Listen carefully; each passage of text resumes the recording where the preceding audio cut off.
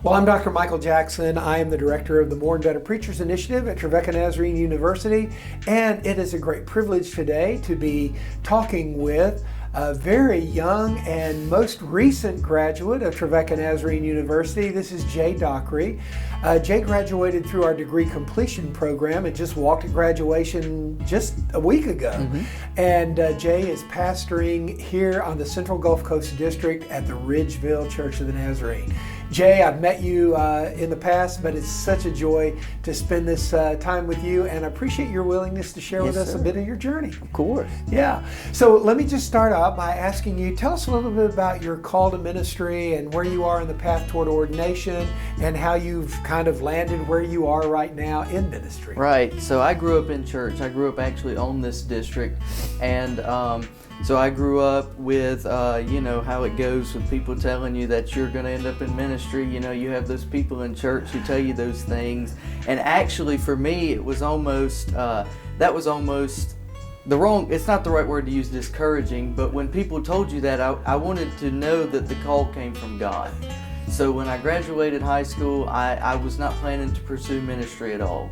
But I had a scholarship to a community college, and my mom talked me into going to college. So I started taking some classes here and there.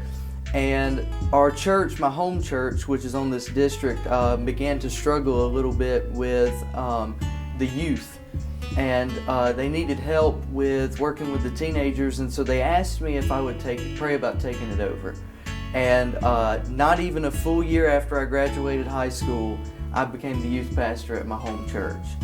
And working with, it was a bit of a challenge. I learned a lot of patience that year because two of my teenagers were my brothers.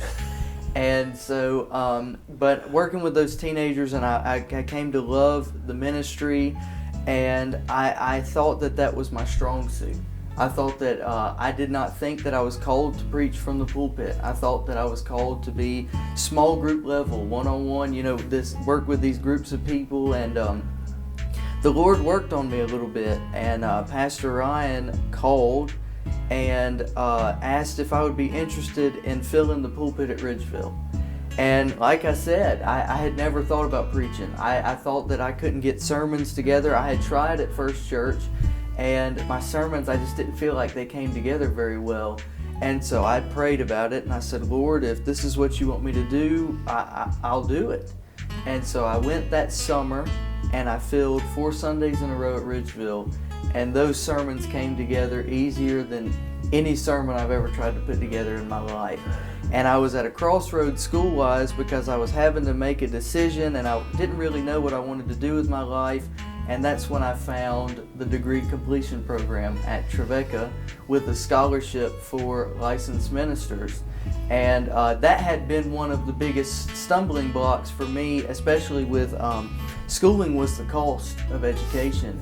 And when I found that there was a scholarship for licensed ministers and that I could take those classes online and still be in my current assignment, I said, well, it's all fallen into place. Yeah. So I took those classes for a little over a year, finished those up, and I walked Saturday. And I'm on track to be ordained at the next district assembly. Oh, that's awesome. Yes, And that's a very different path than a lot of people that I've interviewed, but a wonderful path and opportunity that worked out so well for you. How did the classes, even though they were online classes, how did they really shape and form you and prepare you for the life of ministry? What value did you find in that? Well, there is so much. I love the way the path that they're set up. The first thing that you take with them is Personal Life of the Minister with Dr. Matt Hastings. And it is a course that really tells you the hard truths about ministry. It tells you, it almost at some points, I remember him saying in some of his lectures that it might sound like he's trying to talk you out of your call to ministry, but it's the truth. I mean, it's things that you need to hear if you believe that God has called you into ministry. And it just fell into place each and every class, going to spiritual formation and pastoral counseling and learning some better ways to preach and to present sermons and to prepare for sermons. But I think what I gained the most outside of, a deeper, a more robust foundation in doctrine and theology was how to take care of myself through pastoral ministry. It's one thing that we look on the outside and we see all the things that a pastor does, but there was so much emphasis on how to take care of myself emotionally, physically, spiritually, because that's what it all boils down to. Yeah. If I'm not taking care of myself, then my ministry will struggle. Yeah. Well, you're pretty new at it, but even from the standpoint of being kind of a novice preacher, tell me, because our grant really revolves around the preaching ministry, what do you find most challenging about preaching the gospel? I think that one of the most challenging things I would say about preaching the gospel is most fields that you go into, you can tell instantly if you're successful or if you're not. And I think one thing that I have had to learn about preaching, because I didn't just fill at Ridgeville before. I filled all over the district, so I preached at many different places. And I think that one thing that I have learned is probably the biggest challenge is you cannot base your success off of one Sunday morning. Yeah. You can't base your success off of whether you feel like a sermon landed or not. And I'll give you an example that it's one that will stick with me for the rest of my ministry. I drove 2.5 hours one morning to fill a pulpit. And I drove down there and I was running on fumes. I had to get back to Tuscaloosa for a youth event that night. And in my mind, I didn't feel like the sermon landed like I wanted it to. And I got finished and I walked off the platform and I was like, man, that didn't go as well as I thought it would. And this lady came from the back and she told me that was exactly the sermon that she needed to hear, because her grandson had tried to kill himself that week.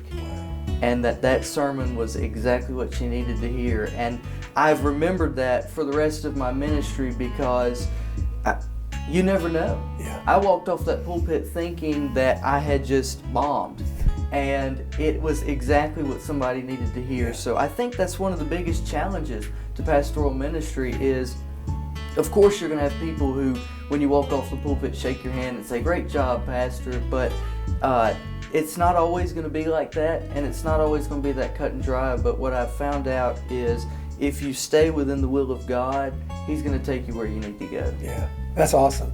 On the flip side of that, what has been the most rewarding and life-giving part of preaching for you? Well, obviously the obvious ones, with seeing people come to Jesus and seeing people grow spiritually and seeing people grow in the church. You know, people that might have sat on the outskirts that are now plugging into the church and getting involved. But for me, I just think one of the most rewarding things for me personally is you don't realize what all goes into planning a sermon. And, you know, I might have something that I start on 4 months ago that I think would be a really good sermon that is not quite fully put together and ready to present yet. And when it finally comes together and when you present it, and then you have those people who come and talk to you about it afterwards. Yeah. Because we've started a Wednesday night program where it's called Engage Groups. And we use the scripture from Sunday morning, and we discuss it on Wednesday nights.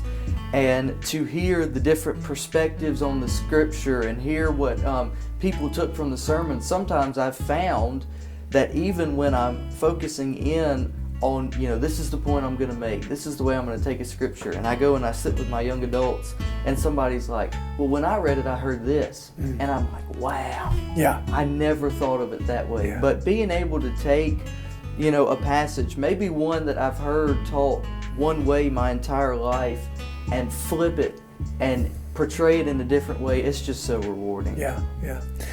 And you're very young yourself, but a lot of the people that we are ministering to are still in middle school and high school. They're thinking about ministry. They may have a call, and they're wrestling with that, and preaching is going to be a part of that. What's one word of wisdom, one word of advice that you would give to any young person who's even thinking about a life that involves preaching the gospel? What would you say to them? It's kind of like, well, I wish somebody had told me this when I was young. I think, and I'm going to use a word that they probably have been told a bunch, and it's prayer. And I don't mean, because I think, and I even took it for granted when I was younger, but you have so many people who tell you so many different things. You're going to have people who pour into you and tell you, you're called to ministry. You're called to ministry. I can tell you put sermons together perfectly. And you're going to have people who tell you that's probably not your strong suit. Maybe you should consider this. But the only voice that matters is the voice of God. Yeah. And I think on my own journey, if I would have plugged into not just saying a simple, God, will you point me in the right direction? God, will you show me?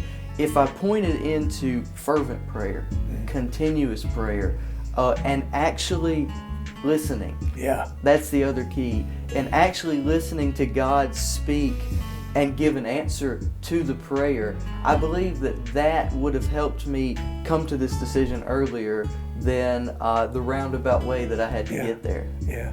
But thank God that even in roundabout ways, He is still calling young men and women to preach the gospel. We're grateful for that. Jay, thank you so much for taking a few minutes to share your story with us. We really appreciate it. Yes, sir. Thank you. Blessings on you and the Ridgeville Church of the Nazarene. Yes, sir.